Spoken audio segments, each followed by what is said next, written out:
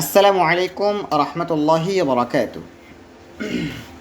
আজকে আমরা কিভাবে আমাদের মাদ্রাসার সফটওয়্যারের মধ্যে আমাদের শিক্ষার্থীদের পরীক্ষার ফলাফল সাবমিট করব সেটা দেখব।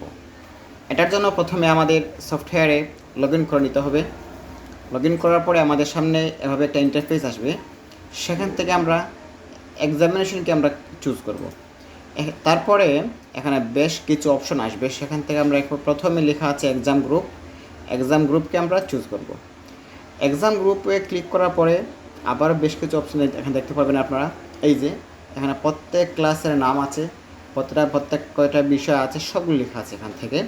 তো আমরা আমার যে ক্লাসে আমরা ফলাফল সাবমিট করব সেখান থেকে সেই ক্লাসটা চুজ করব।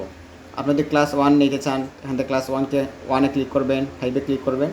তো আমি ক্লাস 5 নর্মালি আমি ক্লাস 5 আমি এখন একটা সাবজেক্টে মার্ক জমা দেবো। সেটার ক্ষেত্রে আমি কী করতে হবে, প্রথমে আমি ক্লাস ক্লিক করবো এই প্লাস আইকনে, অ্যাড এক্সামে ক্লিক করব। এখানে ক্লিক করার পরে দেখেন কি আসে, একটু অপেক্ষা করেন। এক্সামে ক্লিক করার পরে এখানে বেশ কিছু পরীক্ষার নাম আসবে।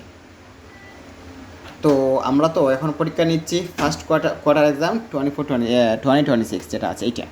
তো এখানে আমরা সর্বমোট ক্লাস 5 পরীক্ষা নিচ্ছি 7টা বিষয়। তো এখানে দেখেন বেশ কিছু অপশন এখানে আছে 7টা বিষয় এখানে আছে। তারপরে দেখেন প্রথমে একটা আইকন আছে, এটা হচ্ছে অ্যাসাইন, কোন কোন বাচ্চা পরীক্ষা দিচ্ছে সেটা আসছে।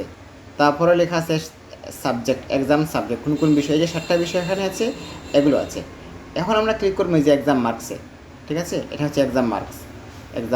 এই যে এটা সবগুলোতে এক্সাম মার্কস, আমরা মার্ক দেব। তো আমরা এখন এক্সাম মার্কসে ক্লিক করব, ঠিক আছে। আমরা এখন এক্সাম মার্কে ক্লিক করলাম এক্সাম মার্কে। ক্লাস 5 প্রত্যেকটা বিষয় এখানে লেখা আসছে, ঠিক আছে। এখন ধর আমি ক্লাস 5 কোরআন শরীফে মার্ক দেবো অথবা ফিফথে, সেখান থেকে আমরা আবার এই যে ইন্টার মার্কসে ক্লিক করব। এখানে ইন্টার মার্ক ক্লিক করার পরে আমরা আবার ক্লাসটা চুজ করব, ক্লাস 5, সেকশন একাডেমিক 2027 রাখতে হবে। সার্চ করার পর এখানে একটা টোটাল নাম চলে আসছে। এখান থেকে আমরা প্রত্যেকে মার্ক বসাই দিব। মার্ক বসানোর পরে শেষ হয়ে গেলে আমরা একটা সেভ দিয়ে দিব। সেভ দিয়ে হয়ে গেলে আমাদের কাজ শেষ। এতটুকু। যদি আপনার তারপরেও বুঝতে কোনো অসুবিধা হয় আমাকে মেসেজ করবেন, ইনশাআল্লাহ এটা আমি আপনাদেরকে দেখিয়ে দেবো। সবাই ভালো থাকবেন। আসসালামু আলাইকুম।